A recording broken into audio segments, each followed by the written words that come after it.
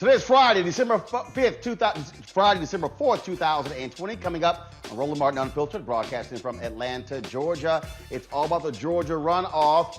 We'll continue our conversation about that. Republicans in total disarray. And we prepare for the big John Ossoff, Raphael Warnock rally tomorrow that we'll be live streaming right here on Roland Martin Unfiltered. Congresswoman Joyce Beatty of Ohio has been elected chair of the Congressional Black Caucus. She joins us to talk about what her priorities are going to be.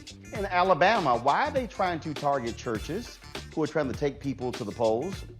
We'll talk about that story as well. In addition to, Congress could very well have a COVID relief bill, but is it really a bill that helps the people? And comedian Michael Collier joins us to talk about his new holiday film. Lots of other stuff to discuss on Roland Martin Unfiltered. It's time to bring the funk. Let's go. He's got it. Whatever the biz, he's on it. Whatever it is, he's got the scoop, the fact, the find. And when it breaks, he's right on time and it's rolling. Best believe he's knowing.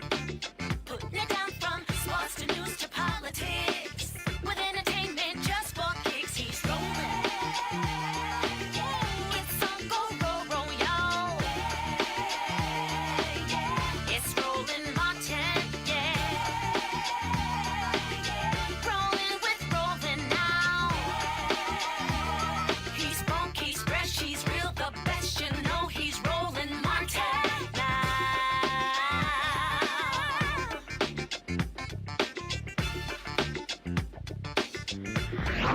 Martin. It's Founders Day for Alpha Phi Alpha Fraternity Incorporated. Today is the 114th Founders Day. And so, of course, it's all about the brothers, all about the bros today. Folks, in Congress, new leadership has been elected. David Scott of Georgia. We're in Georgia right now. He is going to be the new chair of the Agricultural Committee. That is a huge, huge position, being the ranking member. When it comes to financial affairs, foreign relations, Greg Meeks is going to be the new chair as well. And for the Congressional Black Caucus, Joyce Beatty of Ohio has been elected as chair of the Congressional Black Caucus. Of course, whenever you have a new session, what happens is, of course, Democrats elect new leadership. Now, when it comes to the top leadership, Nancy Pelosi, Speaker of the House, you have, of course, Steny Hoyer, Majority Leader, and you have the whip, Jim Clyburn. Then, of course, you have the head of the Democratic Caucus, is Congressman Hakeem Jeffries. But the committee assignments are critically important. Some folks actually switch. You have, of course, the House Financial Services, Congresswoman Maxine Waters. She is the one who is the top dog on that particular committee as well. And so African Americans, remember, the CBC has the largest group in the Democratic caucus, more than anybody else. And so you get to see their power exhibited when it comes to who chairs committees. Why is that important? Because they have subpoena power. They have the ability to hold those congressional hearings, to hold people to task. And so that's why it is important for African Americans to be in those leadership positions. I want to bring in my panel right now.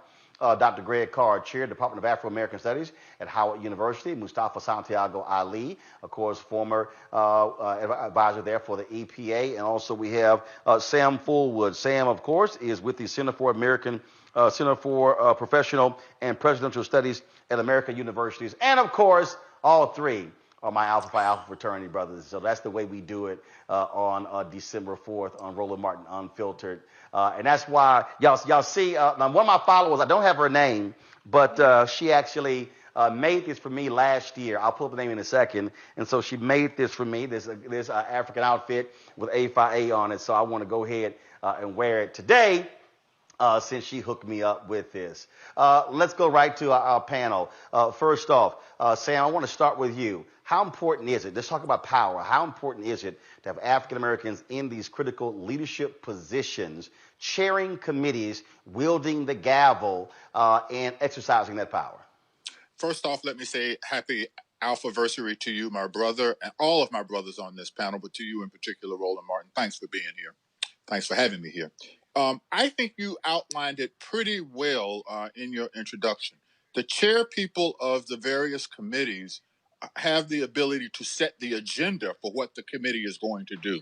That includes the subpoena power. That includes how they manage legislation. That includes whether they will even take up something or not.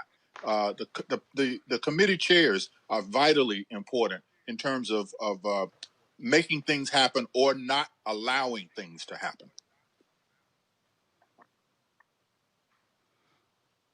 You're absolutely right there. Mustafa, you worked at the EPA. You understand the power of Congress. Democrats controlling the House. Again, the chair of the committees, they wield significant power. And again, trust me, those who are in federal government, they react differently when you get a letter from the chair of a congressional committee because they control the purse strings.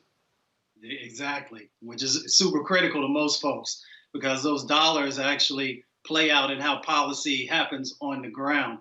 I was blessed to spend 2 years on Capitol Hill working for the dean of the CBC and also chairman of the Judiciary Committee, John Conyers, and to watch how he utilized that power in a way to also make sure that our voices and our experiences were a part of the testimony that actually came in. And also making sure that he was always highlighting those African Americans who had expertise so that, it sort of translated in so many different ways. So not only, the influence that the committee chairs have on our federal family, but also even broader than that in making sure that our voices are actually heard and honored in the process. Greg, historically, what people have to understand when you think back to President Lyndon Baines Johnson, President John F. Kennedy, the power that Congressman Adam Clayton Powell had when it came to driving through legislation. Folks talk about the war on poverty, the Great Society. It was Adam Clayton Powell who played a critical role when you talk about what happened with apartheid. In the 1980s, the CBC played a critical role, but again, members being in leadership positions. And so historically, we understand what happens when you have powerful chairs. Right now, with the House Financial Services Committee, trust me, if you're a bank, you do not want to cross Congresswoman Maxine Waters. You do not, brother. I mean, happy birthday to all of our fraternity brothers worldwide. And since you mentioned, brother, Adam Clayton Powell, Alpha Phi Alpha, perhaps there's been no more powerful individual congressman in the history of the United States Congress of African descent than Adam Powell. Appropriations Committee. And a lot of people, if you got an Pell Grant to go to college, you need to go back and thank Adam Clayton Powell. When you think about the Great Society, you're absolutely right. Powell did it. I mean, and so coming forward through history, we understand the importance, as we just heard, of these chairships. I mean, it's interesting. Scott in agriculture will be able to drive things in the federal legislature, particularly around food stamps, school lunch, because typically that chairpersonship has gone to someone from a rural area or whatever. But Scott, of course, representing Atlanta, parts of Atlanta.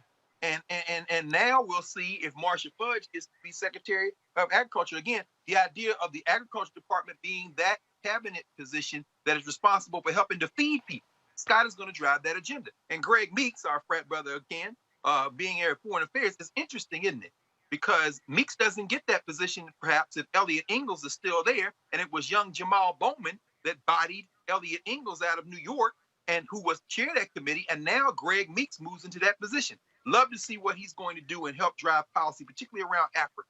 That's going to be key. I hope it's not business as usual for the Democrats when it comes to foreign policy related to Africa and the Caribbean.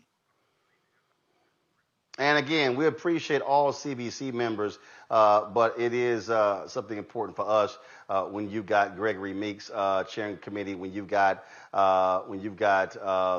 David Scott, another Alpha, chairing the committee, and then Bobby Scott as well. And Benny Thompson chairs Homeland Security. I'll go ahead and give the captain some love there. All right, folks. Again, let's talk about. We're waiting to hear from her.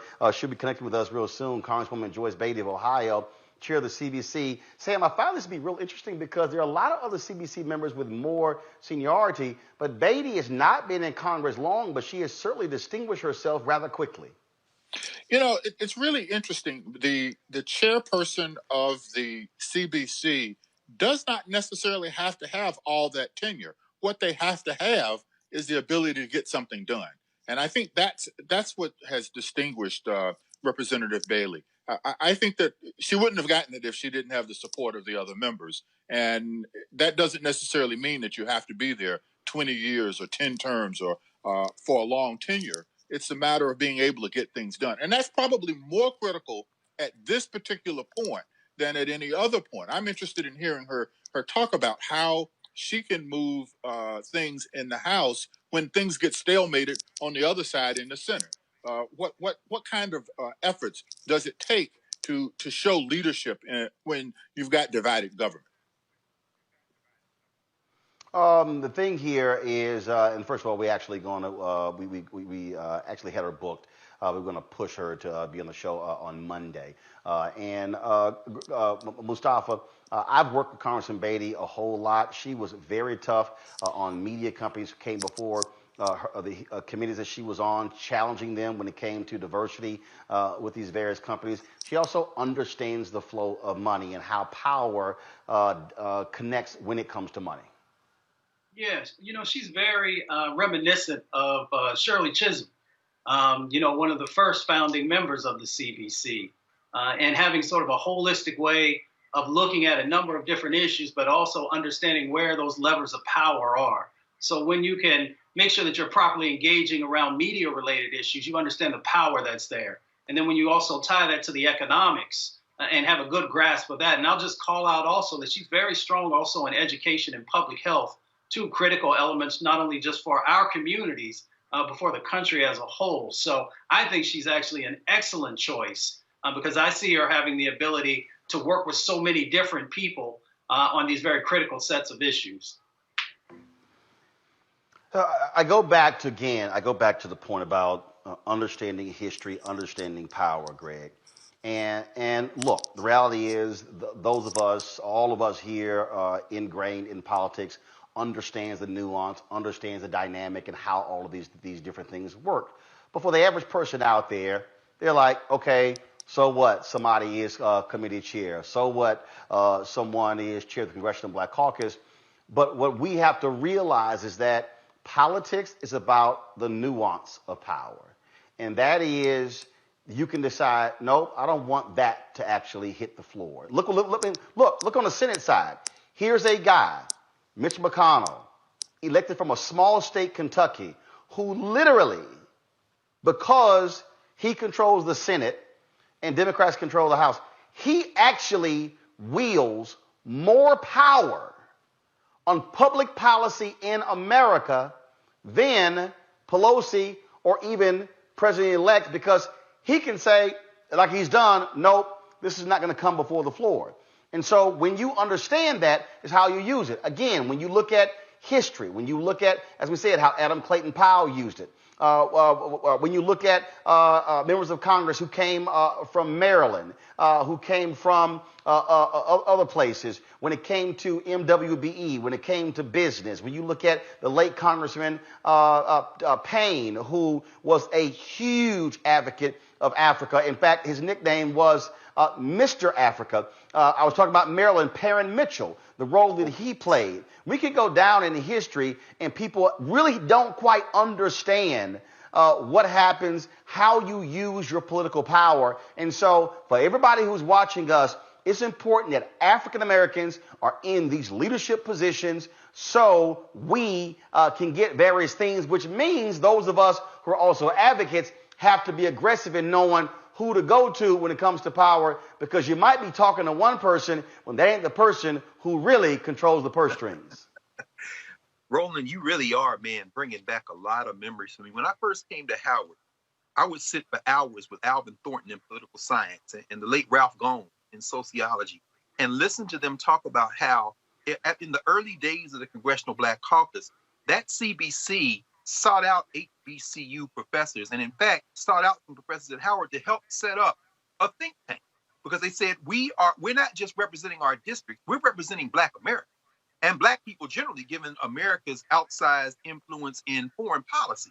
And so when you saw Ron Dellum coming out of the Bay Area, when you saw, as you say, a Perrin Mitchell, who really is an understudied figure for a lot of people, what you see is these individuals went into Congress, as Shirley Chisholm, as you heard Mustafa talk about. You see, they come into Congress representing more than their district.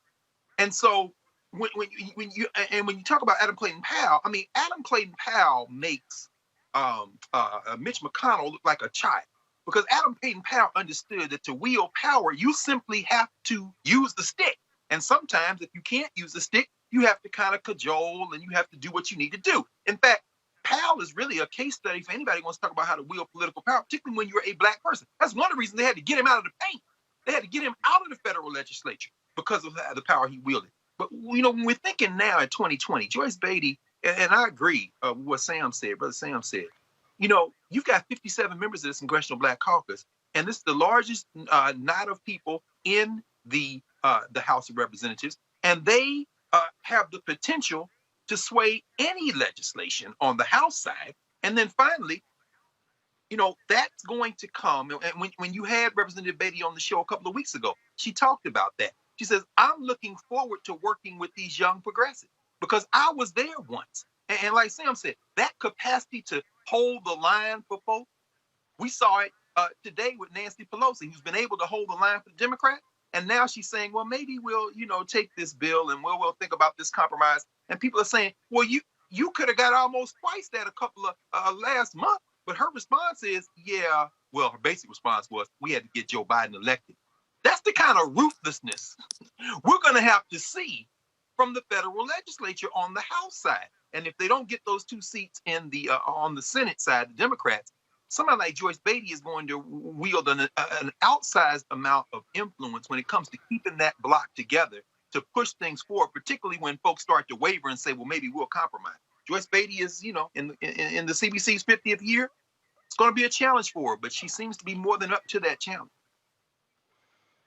I'm glad you brought that up. And when it came to that, this bill that's now come before Congress, Sam, we're talking about $908 billion. But here's the deal, though. Everybody keeps talking about, bipartisan. They almost had an agreement, but there are issues with this bill. One of the things that Republicans desperately wanted was to grant immunity to companies when it comes to COVID. This is one of the points where a lot of Democrats say they simply cannot waver. Sam, in your estimation, what we're seeing so far, is this a good bill for Black America? Roland, that's a tough question. It is the best deal we can get at the moment. Sometimes you can't let the perfect be the enemy of the just good. And I think that this is just good. Nancy Pelosi sort of put it this way. She's willing to take this because she thinks she can get more. She's banking on the 2 seats in the Senate under a Biden administration, and she thinks she can get more. She wants to take what she can get now. Is this the perfect bill? Absolutely not. No, it is not. It is far less than what Democrats have been demanding and insisting on to date. Is it as good as what they could have gotten before? Maybe, but that might have, as you said, that may not have been the most prudent political move to make. At this point, when people are hurting, when people need some relief in the COVID situation, yes, this is about as good as it can get, but it is not the ideal piece of legislation. I want to expound on something else that we were talking about. Go ahead. If you will, give me just a second on this. The influence of the CBC, and we've talked about this a good bit, but I want to make a point here. This congressional session that is coming up is going to be probably one of the most powerful for the CBC. And let me argue why that might be. You have a president who has already said that he is dependent on the Black vote. The CBC, as Brother Carr's mentioned and Brother Ali has mentioned, has wielded this sort of national voice for African Americans all across the country. That voice is now going to be refracted through Congresswoman Beatty on behalf of all people, and it will be heard in a different way at the White House than I think any CBC voice has been heard in at least in the last 4 presidential terms. And I think that's really important and something we ought to pay attention to. The Mustafa, your assessment of this particular bill, again, I've heard from others who say that it actually hurts poor folks. So your assessment on that, Mustafa? We're in a very tough situation. Over the last couple of weeks, I've spent a lot of time with doctors and nurses and other folks in the medical field, and literally our infrastructure is collapsing. And the states don't have the resources that are necessary to be able to shore that up and to be able to help folks. So on that side of the equation, we need those dollars to get to those folks who are on the front lines in our medical, professions that are doing this. On the other side, folks are just at the end of their rope when it comes to being able to pay the rent, being able to put food on the table, all the very critical elements that, unfortunately, this set of dollars is not going to represent in a way to actually help people. And then just let me make one last point around this liability stuff. And I just want to remind folks, you remember when you had workers inside of the poultry plants and some of these other meat packing plants that were getting these diseases, and you had these businesses and industries that were forcing them back to work. And then you see it with many other frontline workers. So if we allow the liability clause to be able to move forward, then those folks who are put in those dangerous situations won't be able to sue, won't ever be able to, actually recoup many of the things that they lost, some of them in their health, others in relationship to, to the dollars that were necessary. So we need to really pay particular attention to that because that is a very, very difficult thing to accept when you actually work with frontline folks. Greg, this is what the New York Times says right now. It says the $908 billion compromise is not even a legislative proposal yet. It is a bipartisan framework assembled by a group of senators led by Susan Collins, Republican of Maine, and Joe Manchin III, Democrat of West Virginia. Many of its details are still being negotiated, including how the government ought to distribute more aid to small businesses. And so then, of course, it goes once the bill comes up. So it's going to originate in the Senate. Here's the problem. Ain't no guarantee that it's going to actually pass in the House. No. And this is where I agree. I agree with Ali. Agree with Sam. This bill is trash. But somebody's getting ready to be evicted December 31st. Somebody's unemployment benefits run out the 31st of this month. For those of us who be able to pay our rent, it's one thing to say, oh no, we need to hold the line. It's quite another thing to say, as Sam has said, let's get these folks to stay indoors. Let's get these unemployment benefits extended. And there are other things, maybe $10 billion for the post office, other things, food assistance. It's very serious. And then January 20th, let's get the hard reset. But there is no guarantee. Mitch McConnell has demonstrated that he picks his whiteness over your life and my life and the life of people who are without hope at this moment. And so, there has to be some momentum. This so-called problem solvers. Look, first of all, those people in Maine showed us what they think about the rest of the country by sending Susan Collins back down here. And in Collins' mansion, if we get these 2 seats, you talk about Democrats getting the 2 seats out of Georgia, that's the future of what's going to happen on the Senate side. Joe Manchin can't be trusted, but because that's where the power is going to be. But it seems to me that they have to go forward if they can. And you're absolutely right. What the progressives on the House side are going to have to do is balance the future aspiration for the short term, because there are people, as we just heard from our brothers, who are suffering. So, if we have to do this at this moment, do it and live to fight another day.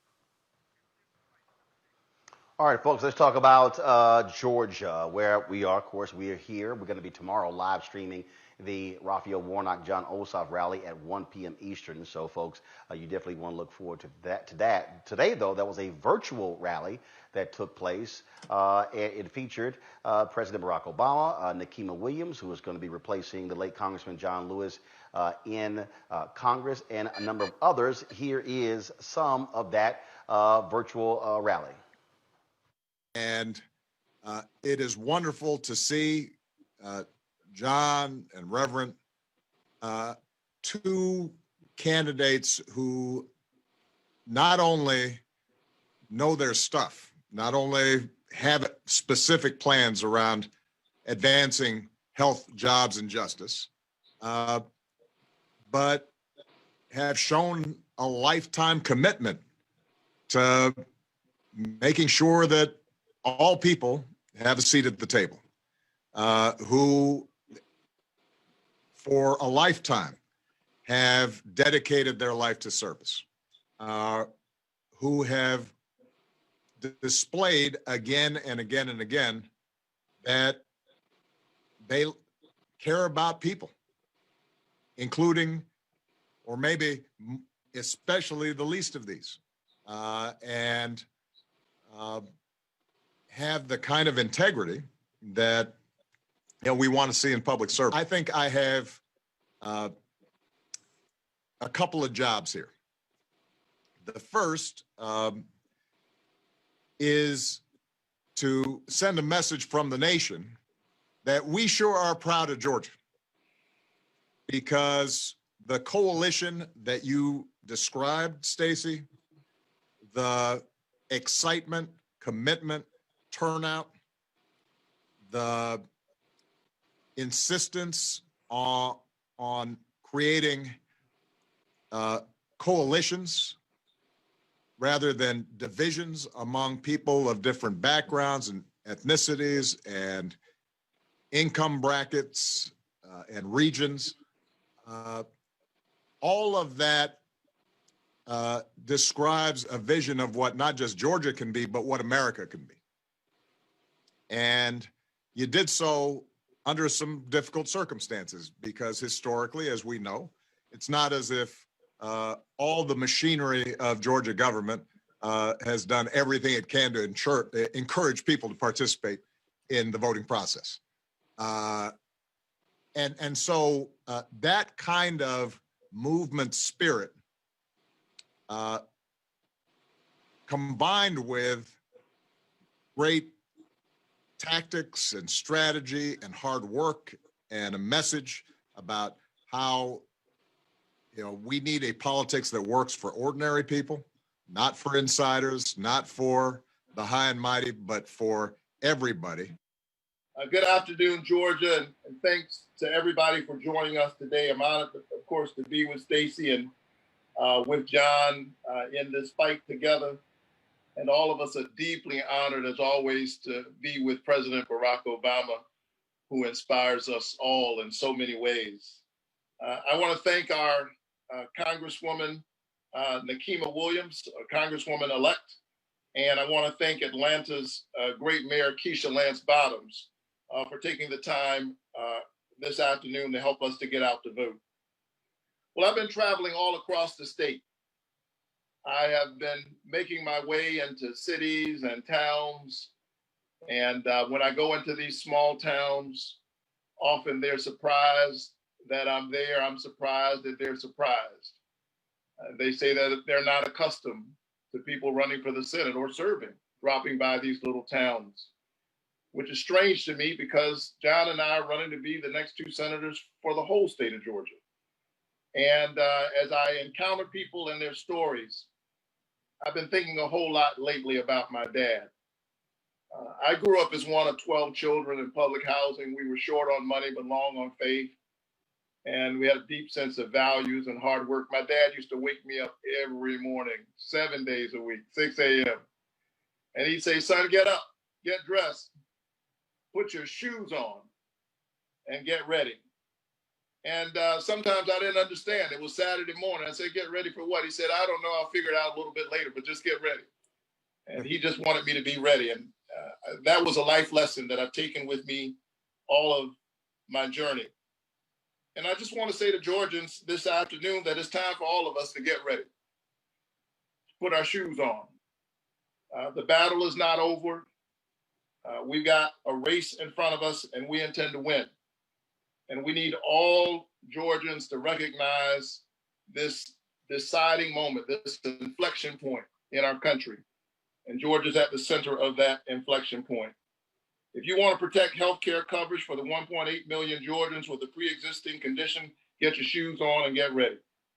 If you want pandemic relief for the Georgians who've had to close their doors to the dream business that they started from scratch, put your shoes on and get ready.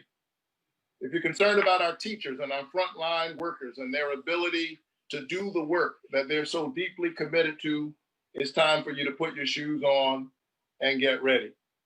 If you want a U.S. Senate that takes on the challenges our country is facing and will partner with President-elect Biden and Vice President-elect Harris to deliver for Georgia, we need to put our shoes on and get ready to vote. The wind is at our back. The momentum is with us. The other side knows it. They're running scared, and they should be. But this is our moment. We're delighted that Georgia's on everybody's mind, and we need all Georgians to stand up in this defining moment in American history and win the future for all of our children. Again, thank you all for joining us, and I look forward to the conversation. My mother was about 23 years old when she came to this country alone as an immigrant, because for her, America represented hope. She believed we were on a journey, making progress to fully realize our founding ideals, that we were equal in God's eyes, that opportunity and rights were given equally to all of us. That's the vision of this country that drew my mother here as a young woman. She became an activist and marched for the Equal Rights Amendment. She became a businesswoman. She became a citizen because she recognized that the ballot box is where we push this country forward. And what happened in these last 4 years, as our country's been ripped apart by fear and division, broke my mother's heart. And what's happened in this last year, as the catastrophic failure of our leaders has compounded the death toll and the economic damage from this pandemic, has broken so many hearts. But if you're wondering what you've been feeling in your heart these last 4 weeks, maybe an unfamiliar feeling that you haven't felt in a while, that is called hope. And it reminds us of what we felt 12 years ago when Barack Obama ran for president at a time of war and recession and financial crisis, and put hope in our hearts. And Georgia right now represents the hope of the nation, because what's happening in Georgia is such a beautiful clarification of where the American South is and where our state is. You got the young Jewish journalist son of an immigrant running alongside a Black preacher who holds Dr. King's pulpit at Ebenezer Baptist Church, leading a grassroots movement for health, jobs, and justice in the midst of a crisis. And we're running against like the Bonnie and Clyde of political corruption in America, who represent politicians who put themselves over the people. We have the chance in Georgia to stand up and make a difference, to define a future where all of us have equal justice under the law, where all of us can get the health care that we need, to leave future generations a clean and beautiful planet, to make sure everyone has access to dignified work that pays a living wage, to empower the health experts to get us out of this crisis and get economic relief to people who need it. That's what's on the line. I want to thank all of you from the bottom of my heart for being a part of this moment.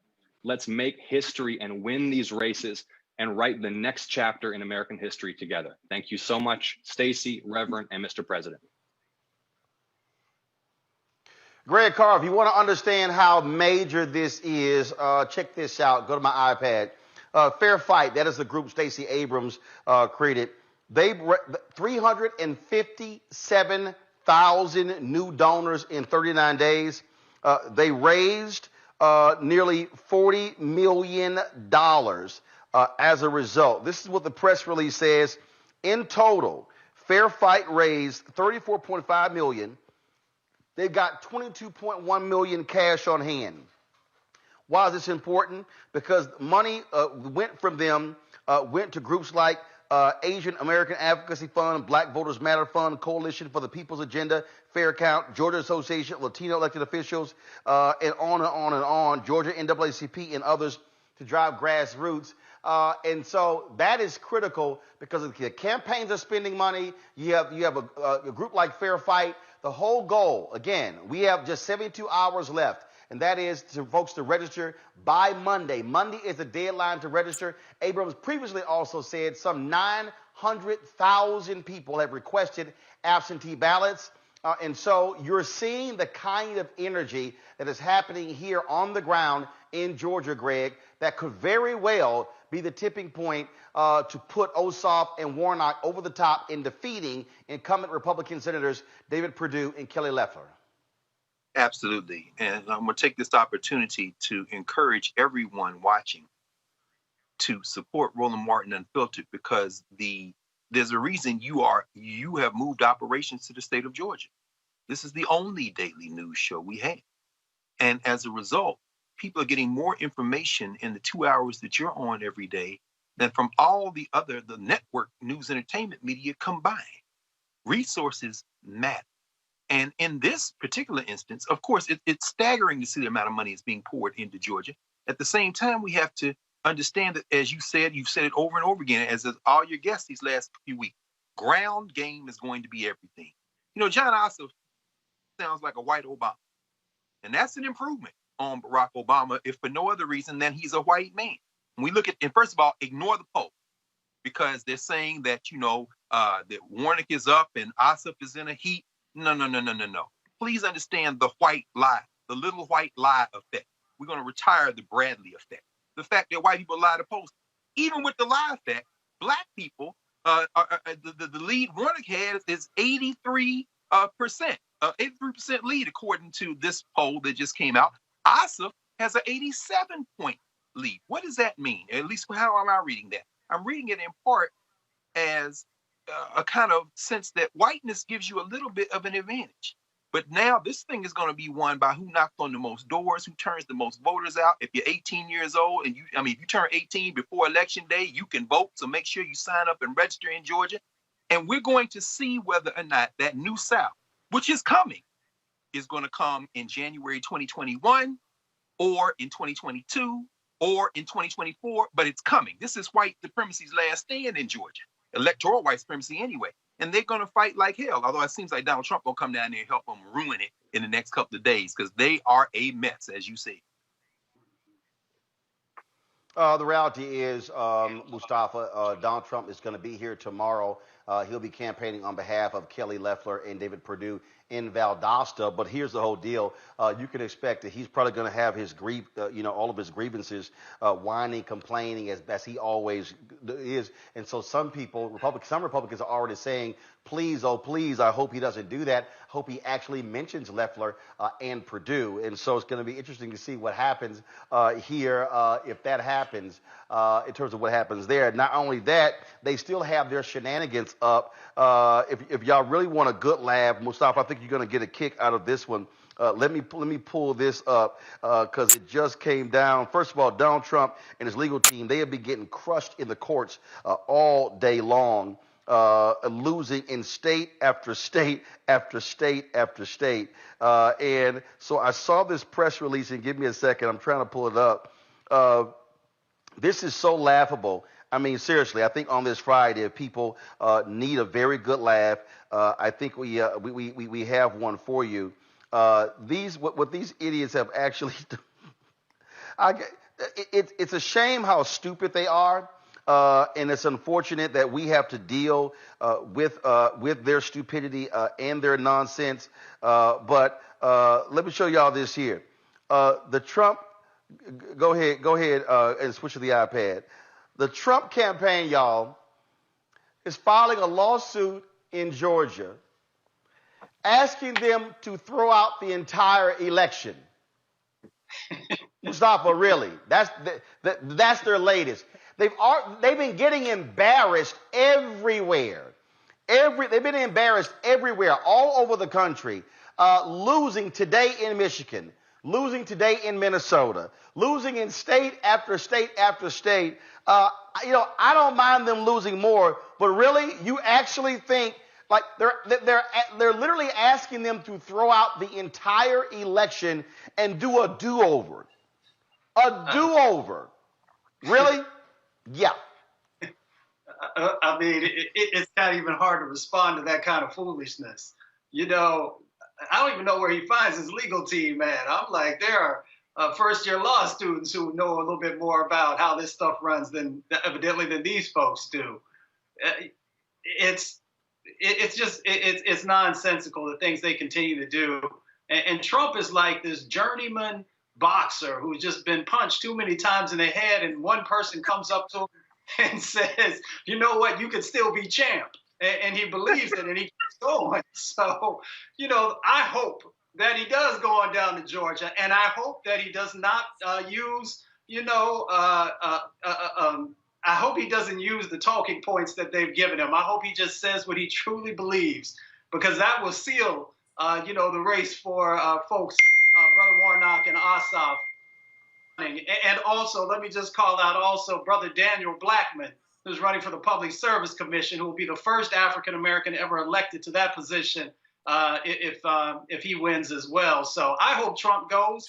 I hope Trump doesn't, say anything positive, and folks take that to actually understand that he doesn't care about their party. He never did. Doesn't care about the community, and doesn't care about our country. If I can, Sam, I'm about to go to you, but I got to read this here. This literally came from the Wisconsin Supreme Court, and conservative Justice Brian Haydorn. I just want to read this because it's even Republicans are saying how stupid these folks are. This is what he wrote in his where they rejected the latest lawsuit. Nonetheless, I feel compelled to share a further observation. Something far more fundamental than the winner of Wisconsin's electoral votes is implicated in this case. At stake, in some measure, is faith in our system of free and fair elections, a feature central to the enduring strength of our constitutional republic.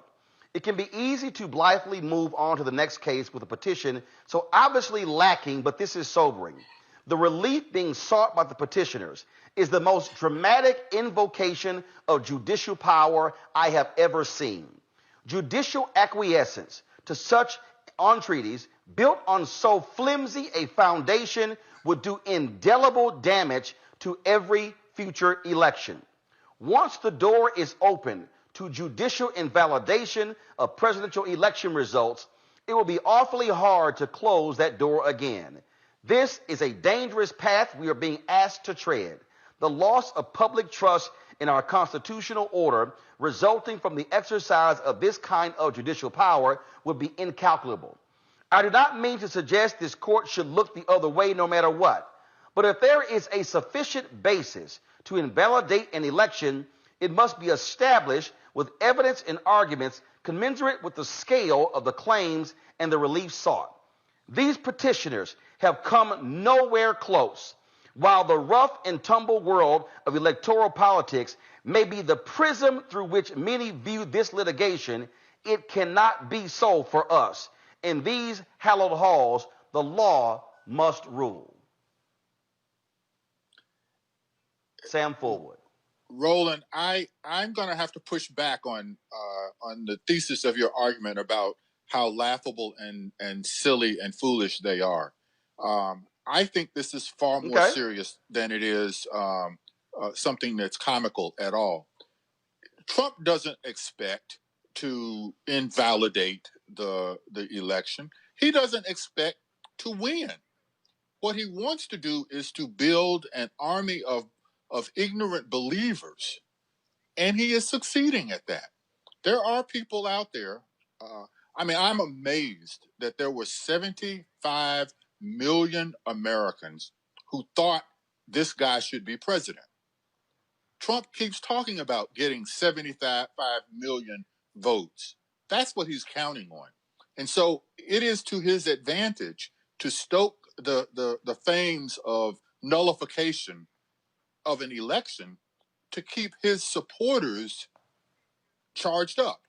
He has raised, $130 million since the election? No. 170 million there, and they're on their way to 200. Okay, almost $200 million. He'll have $200 million in the next week. $200 million. And the vast bulk of that money is not going to overturning the election. It's going into some kind of pack that he has created in order to stoke, to sort of be a shadow government against the Biden administration. That's not funny. That is deathly serious and frightening. No.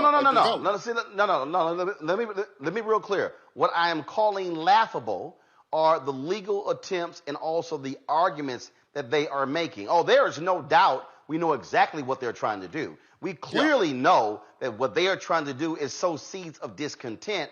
And then, but see, that's what he has done. Here's the deal. This ain't new. But it doesn't matter. The reality is this here. When he starts, no. Here's what I mean.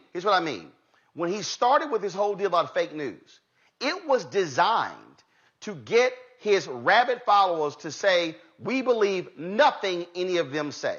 So what he has done is, for the last 4 years, really, let's go back further, for the last 6 years, what he has done is create a group of people who have no common sense, no knowledge, who are zombies following him. And the problem here, the greater issue, is that the Republican Party, Senator Ron Johnson of Wisconsin, Senator Rand Paul of Kentucky, Senator Ted Cruz of Texas, and on and on and on, they have allowed this thug to do these things, and because of their naked power grab, have said nothing. And so their lack of institutional control, their lack of morals and values and principles have allowed what it should be crazy, wacky, to become actually the norm. I totally agree with that. And I think that their arguments in court, yeah, they are ridiculous, but they're designed in a ridiculousness like a fox to appeal to those low information supporters that they have. And it's all of this stuff is going to get thrown out in the courts, but his supporters will say, see, that's deep state courts. And there is a response that they have to everything that is done that is contrary to any democratic notion that we have held heretofore. And I think that that's very, very alarming. I think that's what people really need to keep their eye on. Yeah. But Greg, we talk about this all the time, and what this is absolutely about trying to preserve as long as they can whiteness, trying to control the levers of power. That's why Mitch McConnell did what he did when it came to those federal judges. That's why many of us, we make the argument that a Joe Biden, for all of his talk about being able to work with Republicans, and then after Trump, they're going to return to the way they used to. No, they have made it perfectly clear. This is how they are going to operate in the future. And the fact that Mitch McConnell and most top Republicans still won't even say President-elect Joe Biden is all you need to know about who they are. That's right. That's right, Roland. Donald Trump will come to Georgia tomorrow, and he will be Donald Trump, as Mustafa said. As you said, he's going to whine. He may mention Loeffler, he may not mention Loeffler. And to Sam's point, it won't matter. The tricky calculus that they have today, and maybe a little slippage with Perdue over the last 24 hours. Did he or did he not acknowledge Biden? This kind of thing. The challenge that both Perdue and Loeffler have now is, how do you stir up those white nationalists to come to the poll when some of those ignorant folks actually believe Trump? That's their problem now. Can they get drug across the finish line? That's why Ossoff and Warnock and that get out the vote operation have to break the back of those white nationalists by turning out the people to vote. So that's one thing. But to Sam's point, and to the point you're making as well, when we think about this, we understand that Donald Trump is not the beginning of Republican gaslighting. Mitch McConnell, that feckless white nationalist, has been gaslighting the entire country for years. He stole a Supreme Court seat in broad daylight. The speeches that Mitch McConnell has been delivering over the last several years sound just like Donald Trump without the sweat and all the permutation. He simply calls daytime night and nighttime day from the floor of the United States Senate. Donald Trump is not a problem for them in the long run, because the simple, if it is not the way they view the world, they will simply ignore. They will simply ignore.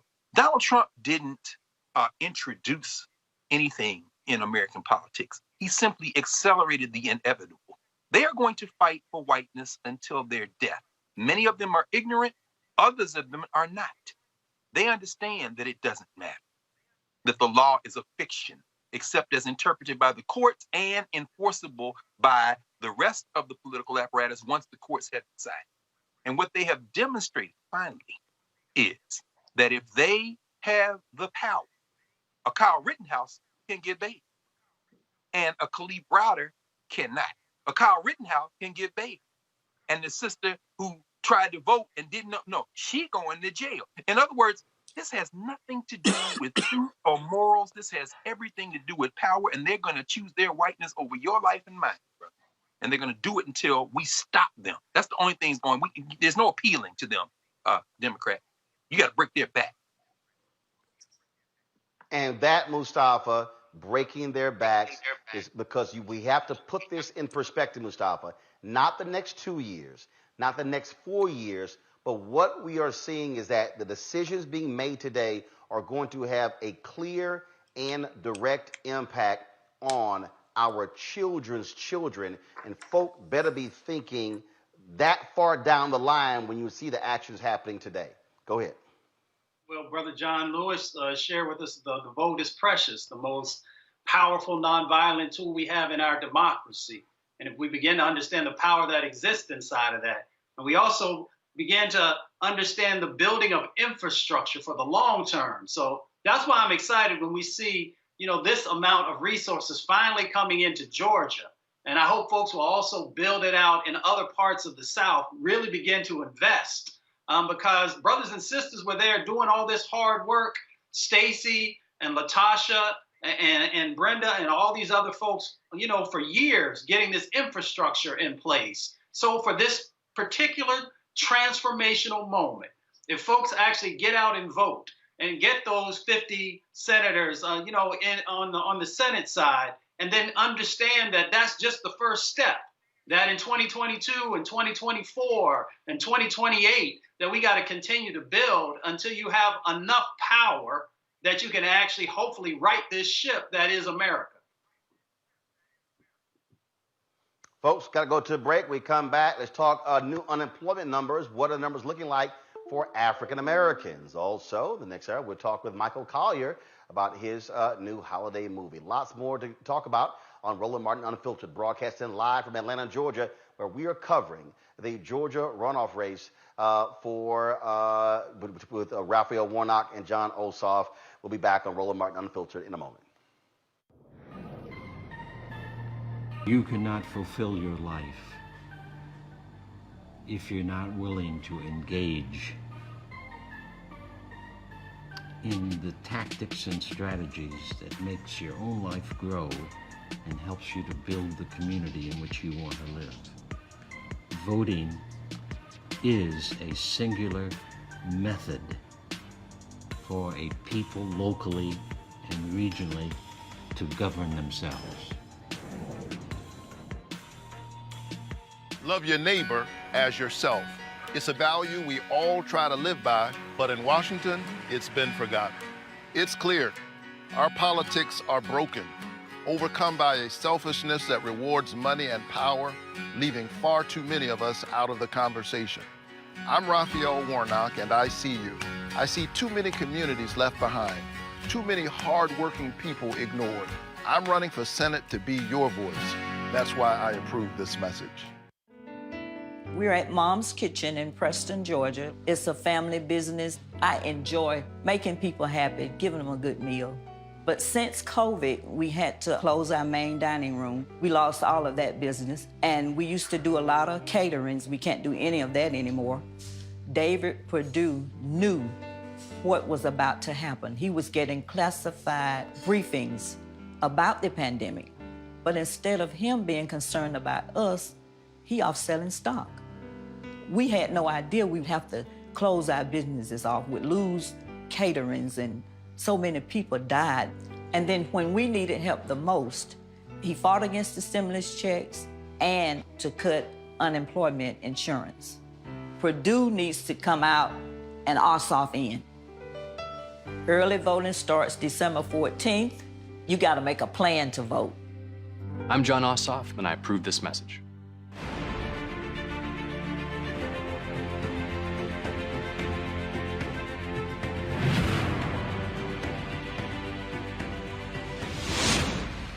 One senator in particular irks me, a Senator Kelly Loeffler, not elected, but appointed just a couple months ago.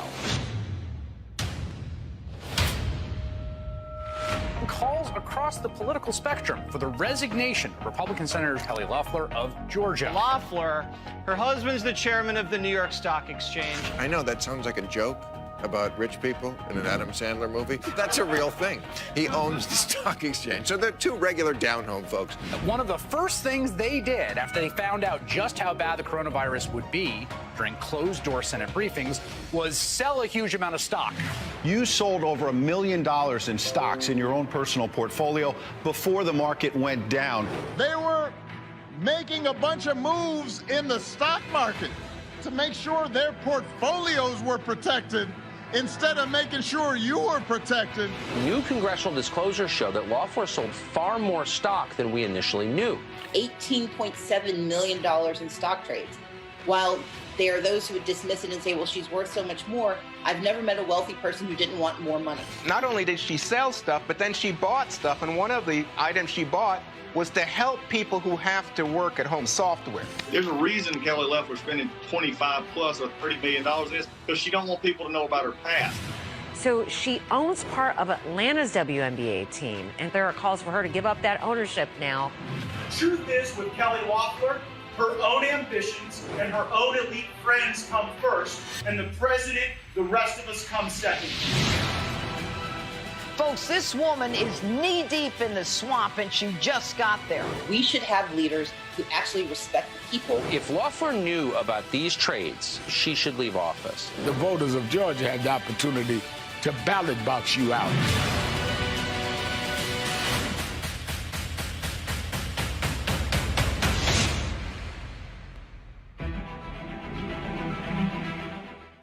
I'm Amber Stevens West. Yo, what up, y'all? This is Jay Ellis, and you're watching Roland Martin Unfiltered.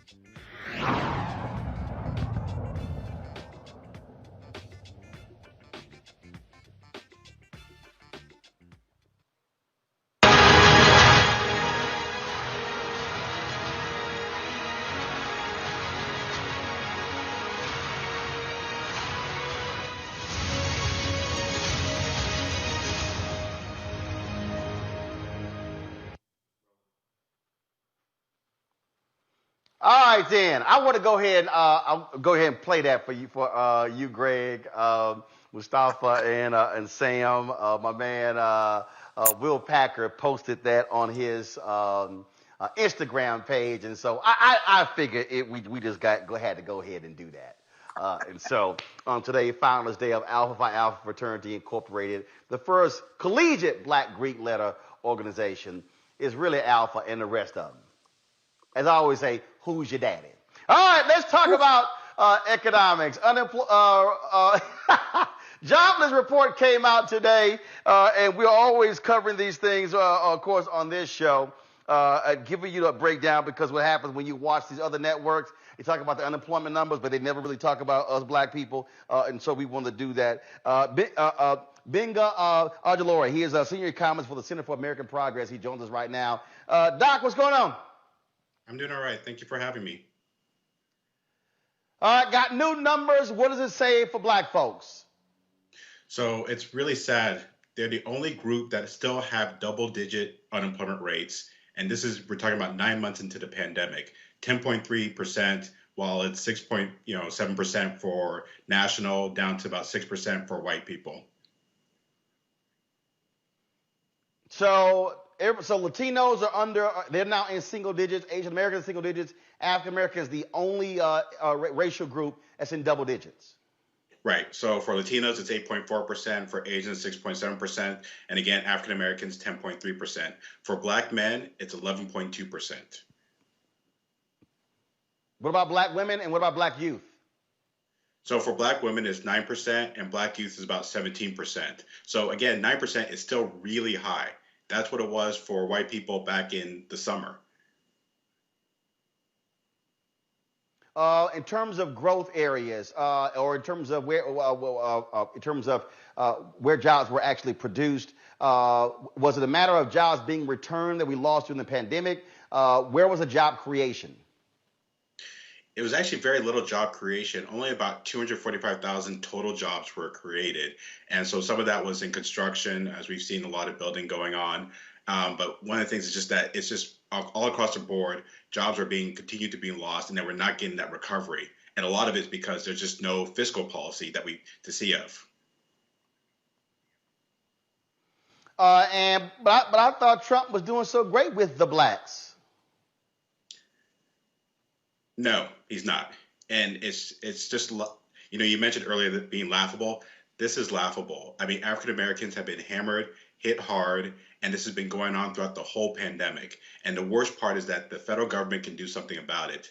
And even the House has been trying to pass a lot of bills, and the Senate has done nothing. They just, Mitch McConnell talked about it before as the Senate is the graveyard for House bills, but we're talking about a pandemic. We're talking about people losing food, rent, and struggling. And the actual bills that were passed in March that actually helped this economy out are all going to expire at the end of this month. I'm going to pull up something here, and Bill Spriggs, I'm going to put this on my iPad in just a second. Bill Spriggs tweeted this out, and it's one of those things that also I think it puts into perspective for a lot of people who may not quite understand these things. And so I'm going to go to it in a second. And it's stunning when you think about it. So you've already laid out in terms of exactly what those numbers look like for African Americans. Go to my iPad, please. This is stunning here. This is what he said. The black unemployment rate in November was 10.3%, still above the national unemployment rate for high school dropouts. That means that overall, the black unemployment rate in America is higher than it is for high school dropouts. Yep. Bill is correct. And then one of the things that he's talked about, and I've talked about too and written about, is that our labor market is designed that way.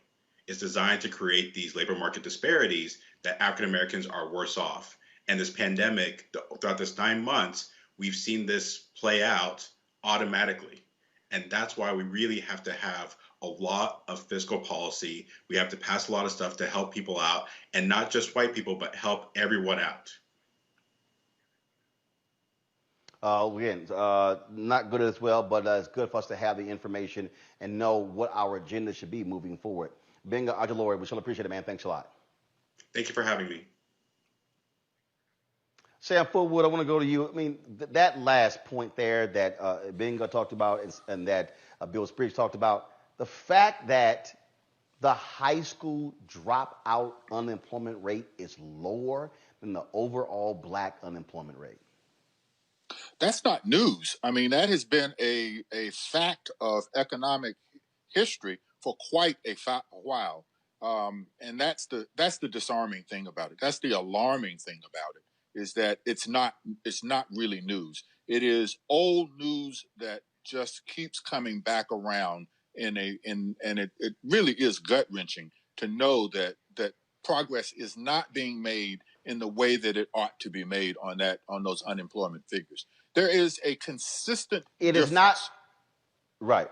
A consistent difference over time that the even in good times, the black unemployment rate lags almost by 2 to 1 to what it is for whites.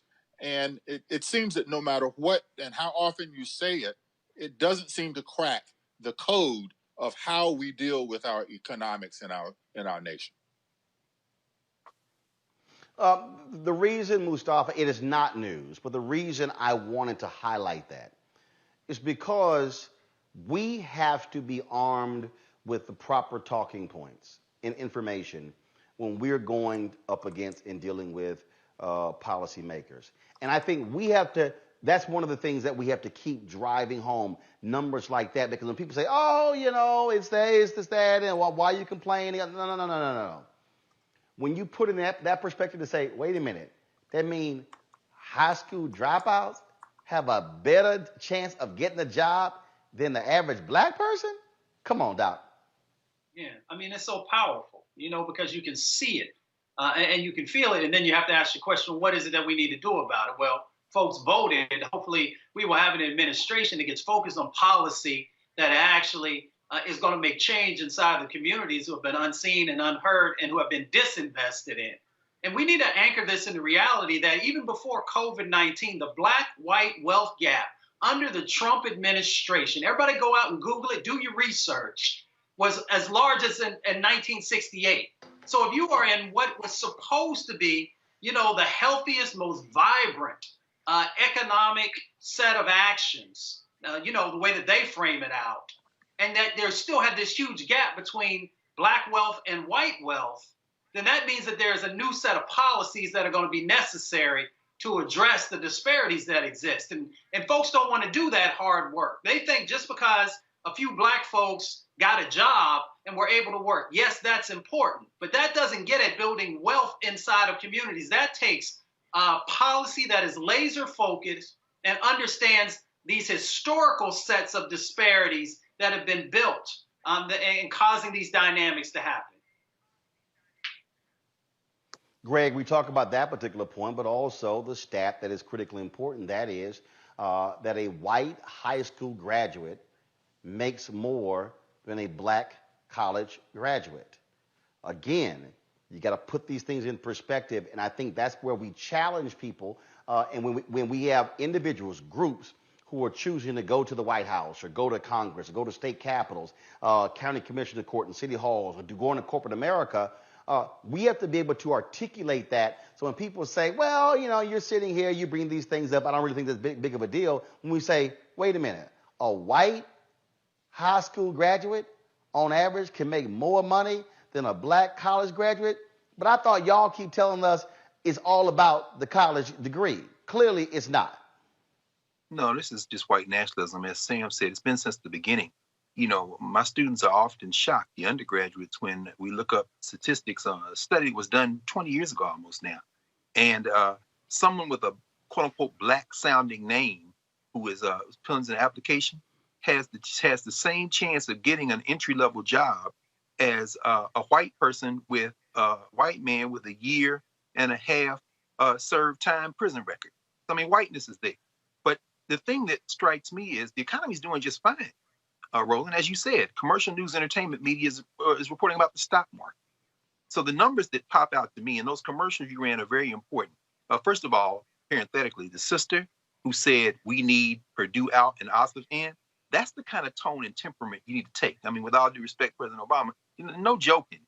Just look into the camera and be serious. But that everybody hates Kelly piece, that too, very effective. But here's the number that strikes me. 1 trillion. What is 1 trillion? $1 trillion is how much 650 billionaires in this country have made since March. A 34% increase in those 650 billion, of which 47 are new billionaires. Now, Amazon is hiring, so it isn't just about jobs. It's about living wage. Jeff Bezos, you know how much money he was worth at the beginning of this? About $69.4 billion. Do you know how much he's worth now? 182.4. Elon Musk at Tesla started this pandemic at 24.6 billion. He is now at 126.2 billion. There are 7 million people facing eviction by the end of this year.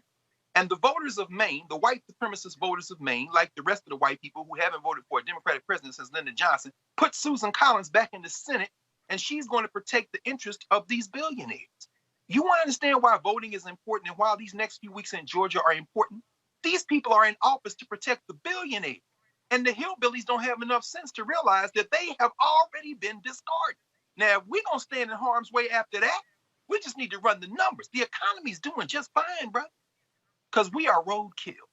And that's what the Senate is there for, to ensure that we are. And the reason I talk about those numbers and why they matter is because folk don't get it. They don't understand. They don't understand the depth of these things. I was looking at a story earlier today, and I didn't want to waste any time with it because I don't think she has really any understanding of the depths of race in this country. But Megyn Kelly.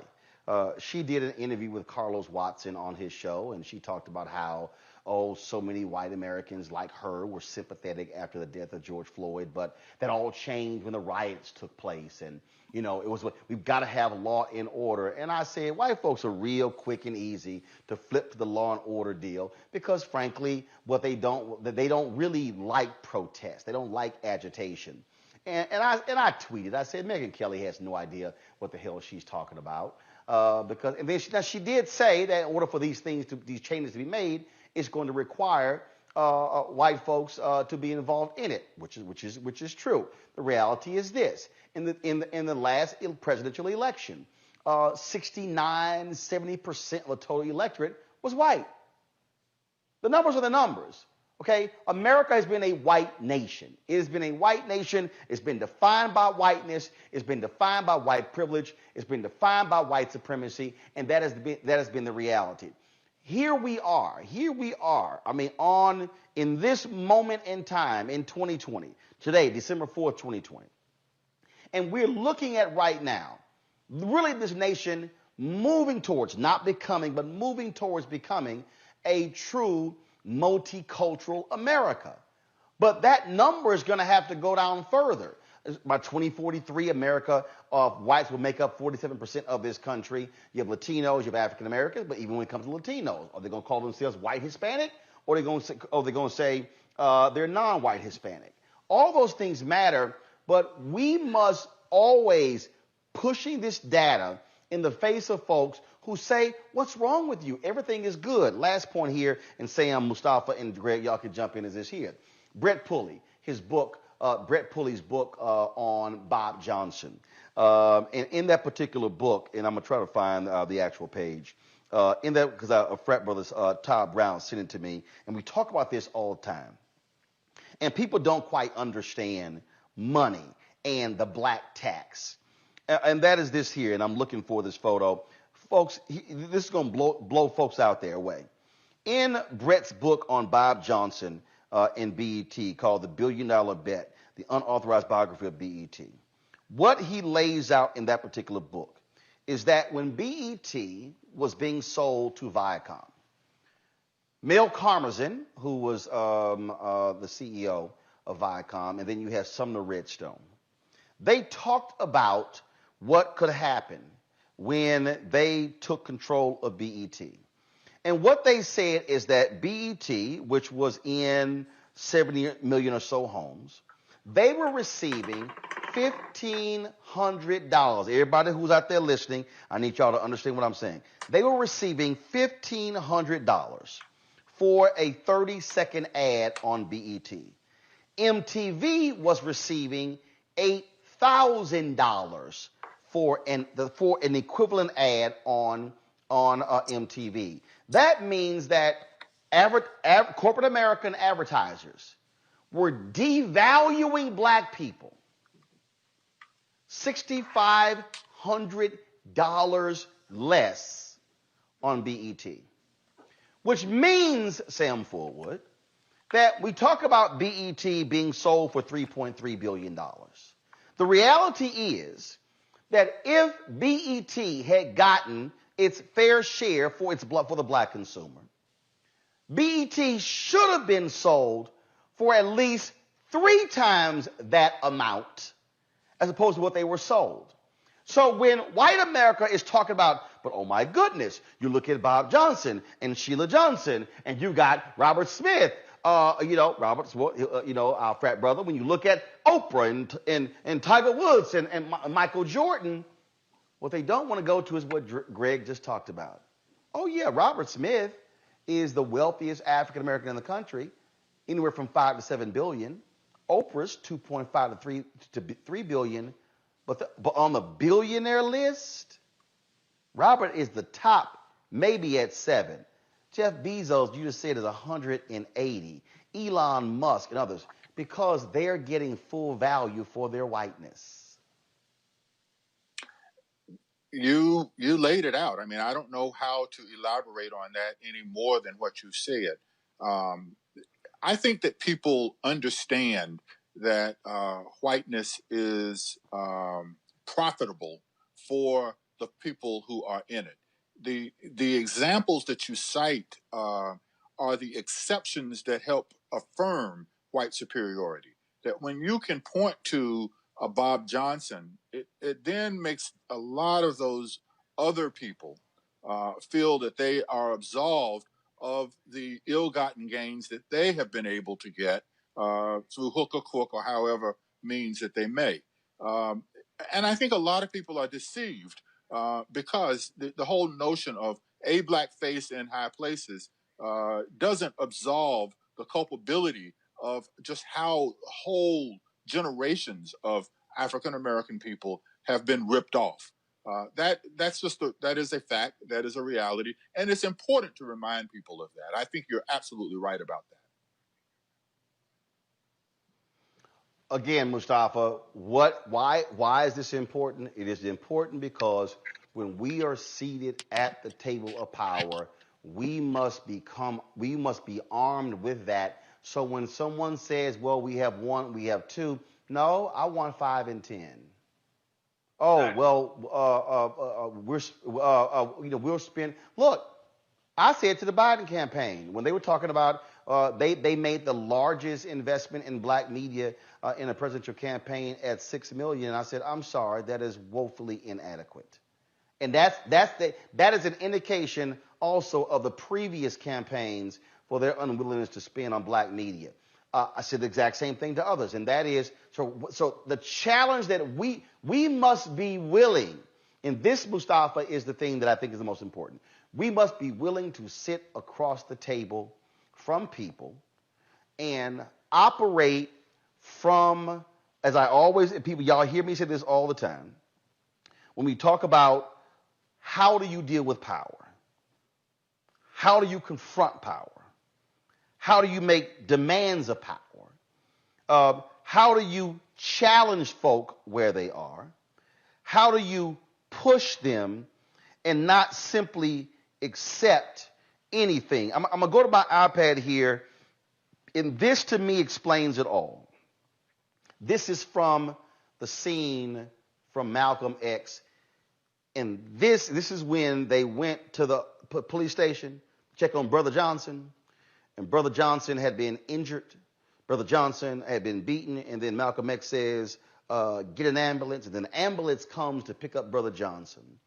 And then, of course, it takes him off. Now, this is the part where the police officer, the white cop, says this to Denzel, who's playing Malcolm X. And what Malcolm X says in this 6-second clip should be the absolute mindset of every black person, whether you are in academia, whether you are in politics, whether you are in government, any place in this country, this should be your mantra. All right, break it up. You got what you wanted. No, I'm not satisfied. I'm not satisfied. Agree 1,000%. We just got to understand collective power. We got to understand how we can leverage our own worth and make sure that our worth continues to increase. And some of it starts with us seeing it in ourselves. The other part of it, when you were laying out, I was thinking of chapters in a book that should be sitting in every African-American household across the country.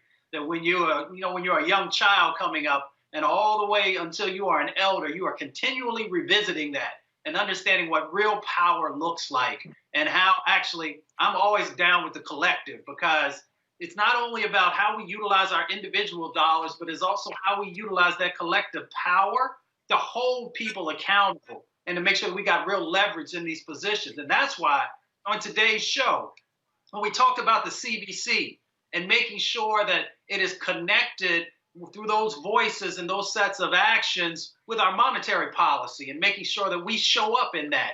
And we talked a little bit about Adam Clayton Powell also and how he understood where that power lied and how he leveraged that for the betterment of our communities. We have to get back to that. Our folks got to just realize that we have power, but it means that we have to come together. We have to educate ourselves. And then we've got to be willing to stand up and not just accept anything, because we have way too many folks in our community who will deal with the bare minimums and think that's okay. I'm not satisfied, Greg. Oh, no question. Roland, it's very important for us. This is why we have to study our history. Malcolm was able to do that because he had an organization, the Nation of Islam, that wasn't dependent on white people for anything. A string of businesses, farmland in the South. So when he said, I'm not satisfied, he's backed up by our organization. Right there in New York, Malcolm was brought into a coalition to protest to get union workers more money and to get better wages in New York by a sister named Anna Hedgeman. Anna Arnold Hedgeman was the sister who led in the Fair Employment Practice Committee work at the behest of A. Philip Randolph.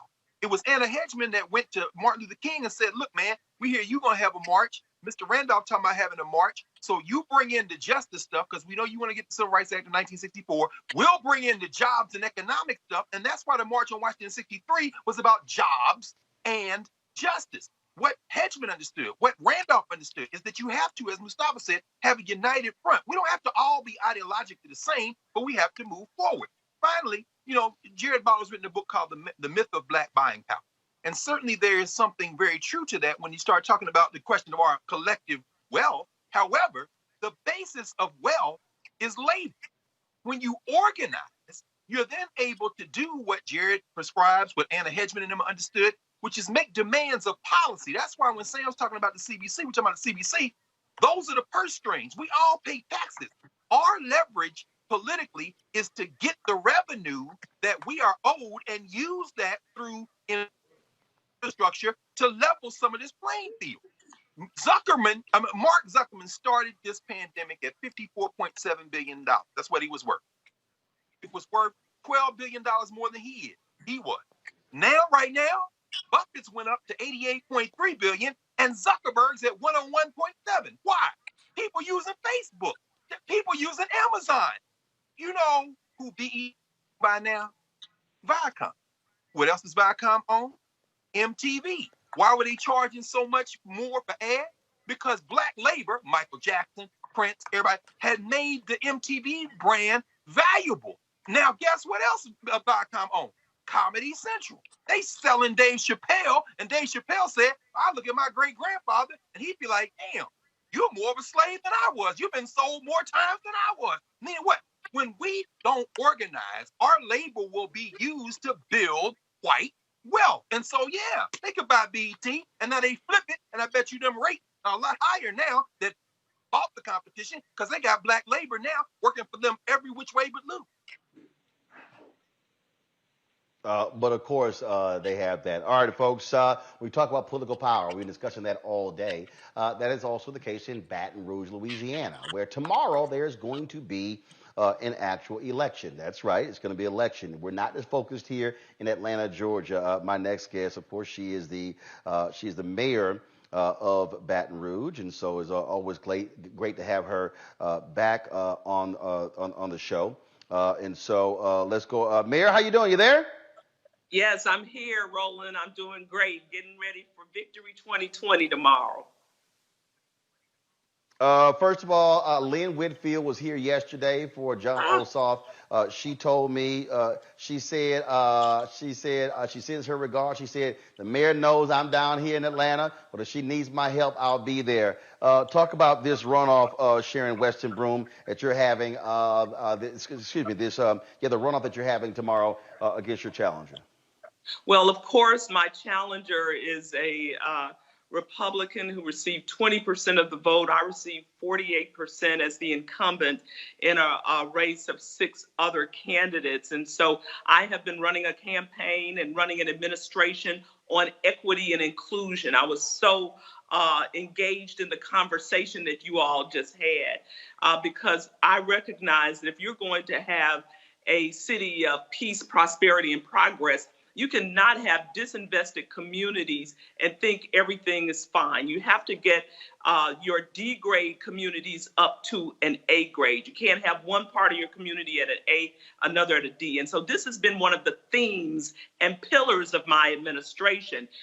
While many have embraced it, there have been some in the old regiment who think I'm doing a little bit too much for people who look like you and me. Obviously, you fell 4,000 votes short. That's going to be important to get over the top. What for you, if you are reelected, what is going to be the most important thing for you moving forward to move Baton Rouge forward?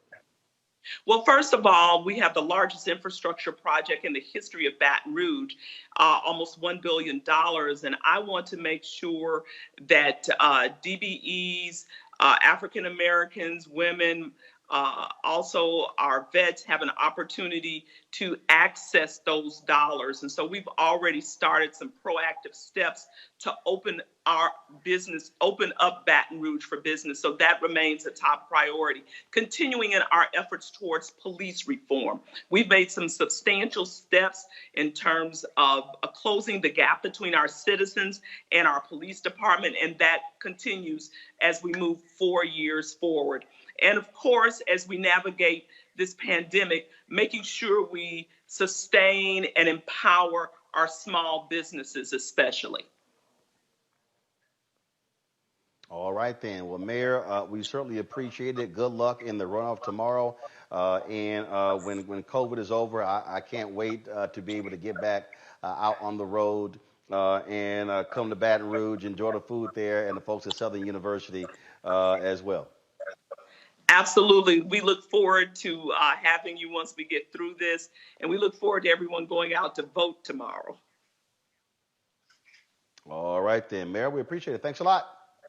Thank you.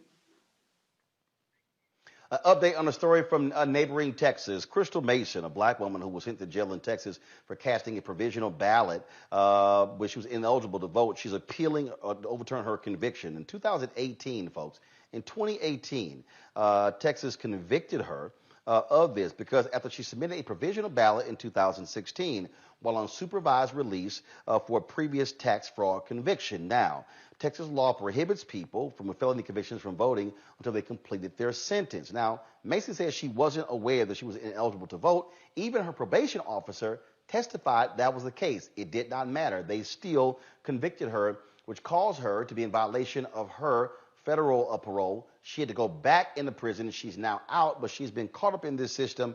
And so she's appealing that conviction to the Texas Appeals Court, and we'll certainly keep you updated on what happens in that particular case there. All right, folks, Michael Collier is going to come up next. I'm going to release my panel right now, but I do want to go ahead and just do this here. So let me just do a ground here. Sam, how long you been in Alpha? 44 years. Greg? 35. Spring 1985. Mustafa? Since fall 1991. Fall 91. Yep. All right, so it looks like Mustafa is the youngest one. I'm spring 1989, 31 years. And so glad to have all the brothers here. It has been a good day. I've been looking at some of the stuff out there. And also, just so folk know, those of us who you know what cracks me up? I'm just going to say this here. I get a kick out of folk, Sam, who think that just because one gets older, that somehow we can't groove, that somehow, we stop being able to do what we do, and I'm always having to remind these folks, Anthony, you can go ahead and take the video here. This is what, here, you can take this here. This is what I dropped. This is what I dropped a couple of years ago. This video here went viral where I was sitting here in my kitchen doing a little something. And, I just had to let folk know that, because, and even some of these young alphas out here, they think that, we shouldn't be out here doing what we do. All right, video's over. Y'all come back to me. Come on, man. Pay attention, Anthony. Get off the phone. Yeah, thank you. Focus, damn it. All right, then. I'm like sitting here. Video ends. All right, so we're here in Georgia. So this is today. This is about 30 minutes before showtime. And so, y'all, that's how when you 52 and you an alpha, how you still are able to do the 8-step. So I just wanted to let the folk know out there, No, first of all, I ain't hurt nothing, because let's be real clear. My legs work, my pelvis work, my hips work, and so I can still do what I do. So that's all I'm saying. Just that's all I'm saying. So don't sometimes you got let them know, Greg. Hey, Roland, I gotta say this, man. Look, I'm first in my immediate family to go to college. I was in the marching band, Tennessee State. My best friend in the marching band wanted to be a Sigma. It's the summer before school starts, so we go to the library to look at the. I don't even know what I'm looking at. All these cats looking at the Sigma book. So I said, "Well, are they all the same?" And they said, "No." I said, "Well, then I saw this right here. You see this book right here." And I saw the Sphinx. And I said, "Well, let me see that one." I started looking through. W.E.B. Du Bois, Paul Robeson, Duke Ellington, Charles Hamilton Houston. So then I asked a simple question. I said, "Wait, so are these guys in those other books?" They said, "No, you can only be in one." My question was, well, why in the hell would you want to be everybody? Martin Luther King, they all in this book. Why? And that's when I said, "Oh, I got to be an alpha."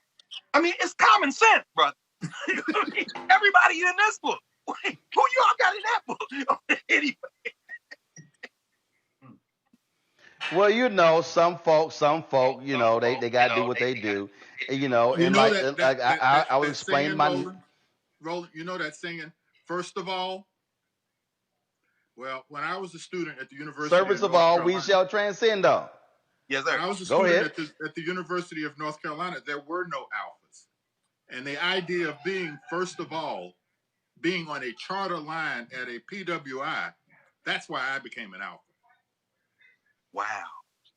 Okay. Wow. All right then. All right, yes, Mustafa, your alpha memory. I mean, I always knew I was going to be an alpha. Actually, a good friend of my mother was the dean of the law school. He was an alpha. And, you know, from an early age, I used to watch how he, you know, just how he handled himself and how he did his business. And then just like, you know, Brother Carr said, you know, after doing research and finding about all the incredible men who were alpha, I knew that I wanted to be a part of that. And then I also had learned that alphas were focused on, you know, on community service, on social justice issues. So for me, I was locked in once I heard that because I knew I wanted to be a part of something that was going to give back to my community. Mm-hmm. Mm-hmm. Now I know we supposed to be all about brotherhood, stuff like that, but I had to go ahead and play this on Alpha Founders Day. This is going to be the last thing I play before I let y'all go. My comedian Michael Collier's up next, so y'all don't want to miss that. But this was from 3 years ago. I was in Los Angeles on the golf course. And in fact, I actually explained in the video exactly what was going down. And Buddy Lewis, a Howard University graduate, Buddy he did not have high enough grades, nor he had high enough moral principles to become an alpha, so therefore he pledged Omega. And so Buddy is always talking trash. And, you know, since we got a comedian coming up next, I might as well go ahead and end this with a comedian. We were on a golf course, and Buddy, he feels himself, and then he decided to actually felt that he could step better than me. And so Daddy had to teach Buddy a lesson. So Chris Spencer said, "Oh, he ain't gonna put on Atomic Dog because Buddy's an Omega." I said, "You think I'm worried?"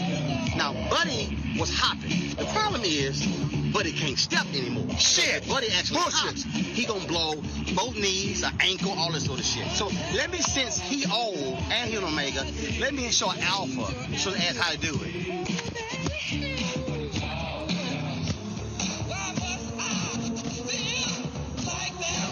Get it, buddy. Give him that kick, buddy. Y'all see that? Y'all see that? You can't spin the guy. He spun. He stopped halfway. Because he can't. He gonna go something. Nigga, y'all kicking mud all on my face. Don't let the alpha turn you out, buddy.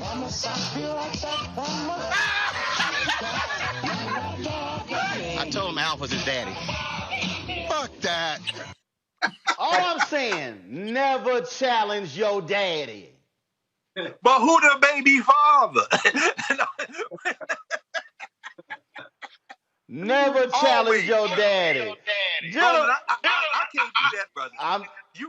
You represent for all of us who might throw their back out, brother. I ride with you on that, brother. You got that.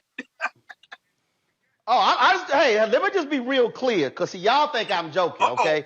That was not, see, y'all, see, then, hold up. See, we didn't, see, I'm just letting y'all know. And see, when you got that wooden floor, when you got to hit him with that A-step. Watch out, boy. I told y'all, don't play with a grown-ass man. Sam, Mustafa, Greg, I appreciate it. Thanks a bunch. Appreciate you. 06. Happy anniversary. All right, y'all. Up next, Rollerball Unfiltered, comedian Michael Collier's in the house. We'll be back in a moment.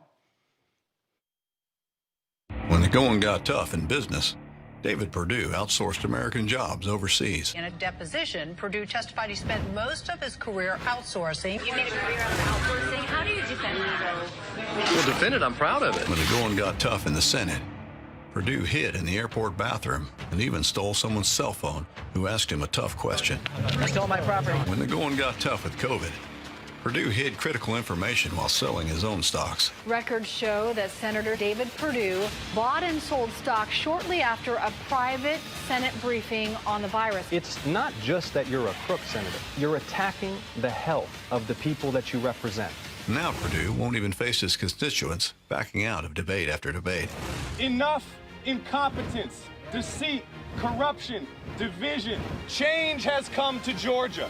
Change is coming to America. Georgia needs a real senator, not a chicken Perdue. Midas Touch is responsible for the content of this advertisement. I'm John Ossoff, and too many are struggling to afford prescriptions. One change in the law would make a huge difference.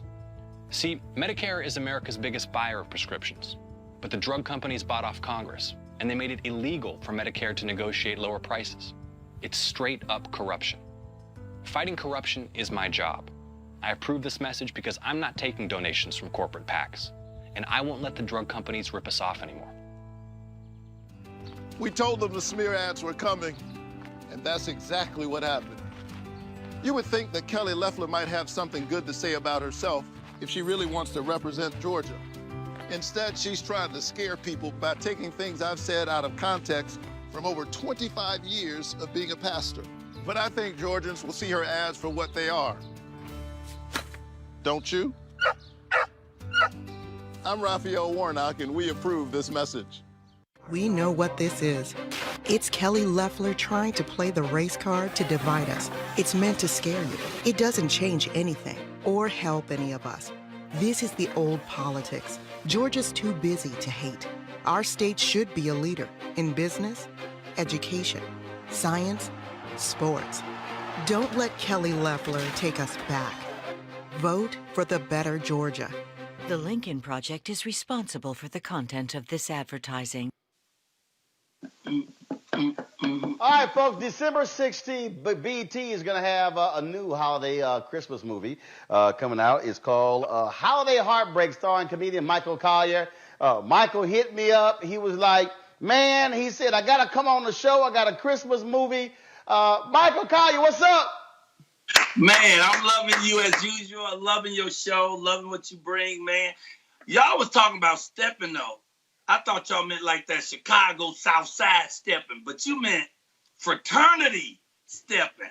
You and Buddy Lewis, who is actually, he's crazy for real. He's like certified. Buddy Lewis, one of them guys you used to be able to take to an institution and you hand them to the people and they just give you $75. You got to ask no questions or nothing, you know? So y'all was doing a whole different kind of step. How you doing, brother? Man, I'm all good. We're here in Atlanta. We're actually here in Atlanta, of course. We're covering the Georgia Senate runoff, so we're on the road. But it's always good to talk with you. And so you got this movie, the holiday movie coming up, and first of all, when in the hell do we reach the point where there are 7,489 Christmas movies? Well, because right now everybody's stuck in the house with COVID. And everybody's scared. Everybody nervous. They done lost their jobs. Ain't nobody working. And people need to be able to laugh and feel comfort and feel home. So this is like a Christmas marathon. But our show is going to be the classic. Holiday Heartbreak, come on, player. I got A.J. Johnson, you know, who played Tyrese's mom and Baby Boy.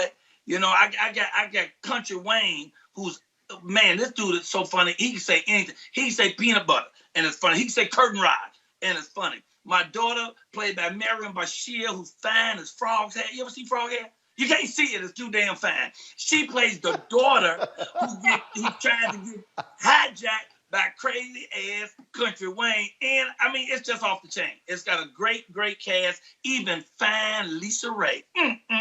She played the voodoo woman who put the spell on me. Oh, it's good. It's good. Now somebody put on here on I'm looking at our Facebook and our YouTube chat, and they said, so is Michael playing Santa Claus? They talking about your beard. Yes, I am. I am. I'm doing Santa. It's the Black Santa. We've been waiting for him forever, because you know White Santa can't come nowhere in my hood. I live in Inglewood, and if he come in there, especially wearing that red, oh, it's going down. You know, no, I play the father. You know, and I have to go through this journey, man. I got to save people. I think I'm saving people, but I really saved myself. This show really is about love, the power of love, and how you treat people. If you don't treat them right, about karma, what's going to come back and bite you. But it is hilarious. It's a great story, and I'm halfway cute in it, too. Thank you very much. You talk about all the folks in there. The thesis is quite simple. As well, let's just say, so your character, were you the player back in the day, and is it coming back to haunt you? Exactly. I'm player. It comes back to haunt me. You know, I did bad things when I was, wow, they weren't bad. Come on, but young men who are successful, oh, look at this. How you expect them to act? Look how good I looked on screen.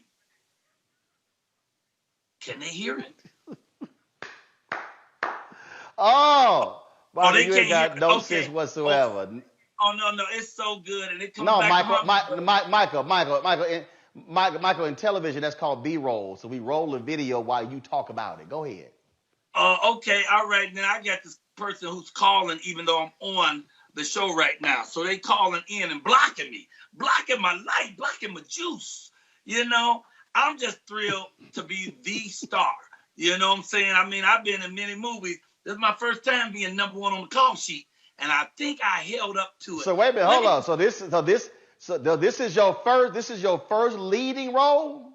This is my first leading role. You know, I mean, I always steal the show when I'm in any movie, but this is the first time they let me actually be the lead. They ain't let me. They gave that to me because Tressa Smallwood, the producer, has vision, man. And working with Megamind, the company, I've never had this type of energy and love on the set. Everybody was so positive. They helped me make it magical. It's really, really magical, man. It's so good. I can't wait to see it myself. And I refuse to watch it until it comes out December 16th. I want to see it when everybody else sees it. In fact, I'm buying myself a red carpet remnant, okay? And I'm going to sit out front of my house, and I'm going to walk up to my own door. I'm having my own, you know, Kelly going to stand out. My woman going to stand up there with one camera. She going to be paparazzi. And I'm going to walk up that red remnant, you know, and I got a champagne glass full of eggnog, and I'm going to watch myself. It's going to be so good. Well, it's funny you mentioned Tressa, because Tressa was the one who put me in the movie Sinners Wanted. She said, make sure I send her love to you today, too. She said, make sure you tell Roland I said hello. And if you worked with her, you know how they do it at Megamind. They're positive Black people who love each other, support each other, lift each other up. It was way easier than I thought it would be, you know, because like I said, being my first role where I really had more lines than I've ever had before. And I'm trying to make sure that people have been watching me as a comedian forever. They see me doing a lot of acting parts. But now I'm the star of it. I didn't want to fail at it. But they help you so much. They inspire you and encourage you and lift you up. And you know you can do it when you're working with Megamind. So I love Tressa Smallwood off the chain. All right, then. Michael Collier. When so it airs what day and what time on BET? It's on BET on December 16th, and it's at 6 p.m., I think, on both coasts. I know 6 p.m. in L.A. I think it's also 6 p.m. on the East Coast. So they rolling at a decent time. You can see it. But, you know, it's on BET. So, you know, they're going to run that about 95,000 times. You know what I'm saying? So that's what's really good. If you miss it, don't worry about it. You're going to get to see it again tomorrow. Wait, hold up 3 hours. You're going to get a chance to see it again. It will come around and around and around and around. And she stayed in COVID compliance too, brother. She didn't play. You had to come in with a recent test saying that you had negative COVID. You know, when you take the test. Matter of fact, I even carry my own. Put your forehead up there for a second. Let me get the. Okay, yeah, you 97.8. Okay, if somebody check me, I check them. I don't play with this. I wash my hand 47 times. I got 97 masks. Me and my wife wear the mask to bed. Sometimes we don't know who we sleeping with. Let me tell you something. I take this so serious, COVID. If you're on the phone talking to me and you cough, I hang up on your ass. I don't play with COVID. We don't play. And they didn't play on that set. You had to show up ready. They test us every day. Every 3 days, they test your blood. You couldn't be there unless you was right. So she does it right, brother. Could I just mention also my morning show, like while I'm here with your big audience? I have a morning show called the Michael Collier Morning Show at 7 a.m., 5 days a week, because I think people are so stressed out. They're more damaged by the stress and the fear of COVID than actually COVID itself. So we have a place where you can come and laugh and pray every day. Just go to YouTube and put in the Michael Collier Morning Show. It is so good. And now every day we talk about the movie on there. All right. I love you, bro. Of course you do. Man. Michael, somebody on YouTube said, he funny. What's his Cash App?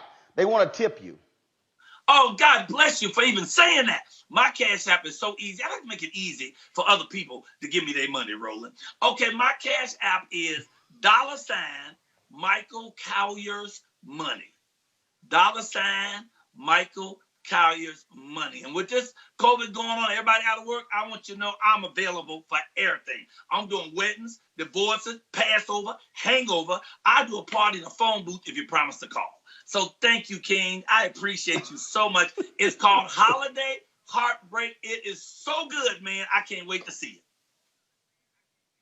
it. All right, Michael Collier. Always a pleasure, my brother. I appreciate it. Thanks a lot. Blessings. Thank you, Roland. God bless you, man. Happy holiday.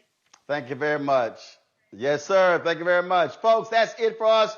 Don't forget, if you want to support Roland Martin Unfiltered, look, y'all, ain't no show like this here where you can have your political breakdown, your economic breakdown. You can have great panelists like Mustafa Santiago Ali, Sam Fullwood, Dr. Greg Carr, the mayor of Baton Rouge. I'm talking about, the top black economists. Then, of course, you top that thing off with my man Michael Collier. Then, of course, y'all ain't going to have no other host doing no A-step. Come on now. Anderson Cooper ain't going to do this. Jake Tapper can't do this. Chris, y'all know that boy Chris can't do this. They ain't going to, Lawrence O'Donnell not going to do that. And none of them fools at Fox got any rhythm. So we want y'all to support what we do. We are here in Atlanta, Georgia. We're going to be traveling all across the state covering this race. It's going to be absolutely fabulous, y'all. Tomorrow, listen to me, tomorrow, 1 p.m. Eastern, we're going to be live streaming the Raphael Warnock, John Ossoff rally. Then on Sunday is the debate with Warnock and Kelly Loeffler. David Perdue will not debate Ossoff. Ossoff will be by himself. We have gotten permission from the Atlanta Press Club to stream that. We're going to actually be, hold on, let me tell y'all where I'm going to be. We're going to be they sent to me, hold on, this is important, because if y'all are in Georgia, we want y'all to come out. There's going to be a drive-in debate watch party. Y'all hear me? Drive-in. It's called Dinner and Debate Drive-In. Black Voters Matter. It's going to be in Thomasville and Warner Robins. I'm going to be there with them. I will be there. We're going to have a pre-show. We're going to show the debate.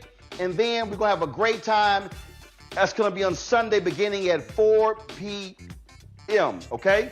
So, support what we do, y'all. Cash out. $RM Unfiltered. PayPal.me/R Martin Unfiltered. Venmo.com is /RM Unfiltered. Zelle is RolandSMartin.com. Money order, send it to New Vision Media, NU, Vision Media Inc., 1625 K Street Northwest. Washington, D.C. First of all, 1625 K Street Northwest, Suite 400, Washington, D.C., 2006. My man Keenan sent me this note here. We have 15,505 members of our fan club. Is that number right? Yes. 15,505. Y'all, we want to end the year with 20,000. So we are, again, we're less than 5,000 away. Join our fan club. We ask $50 each for the course of a year. $4.19 a month, 13 cents a day.